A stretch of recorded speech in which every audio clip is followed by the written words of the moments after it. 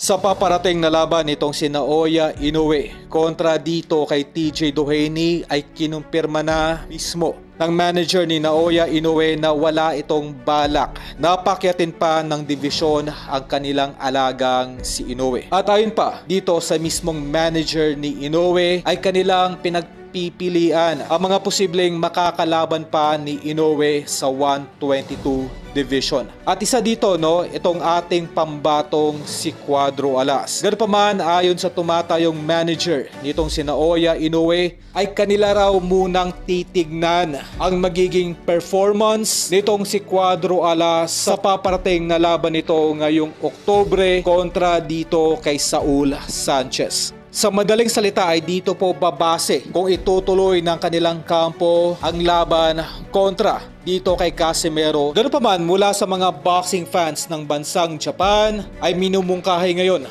na magkaroon din ng exhibition bouts itong si Naoya Inoue bago matapos ang taon. At dito nga po ay umuugong ang pangalan ni Manny Pacquiao na posibleng makalaban nitong si Naoya Inoue para sa isang exhibition match. Kumbaga ito po ay 3-rounder fight lamang. Ang ganitong mungkahe ay nag-ugat noong nabigo ang bansang Japan na ma-knockout itong ating pambatong si Manny Pacquiao kontra Rukia Anpo na may hangaring ma-knockout sa kanilang bansa itong ating 8th Division Champion Manny Pacquiao. Marami pong Japanese boxing fans ang naniniwala sapat na ang 3 rounds upang mapatulog nitong si Naoya Inoue ang ating pambansang kamao na si Pacquiao.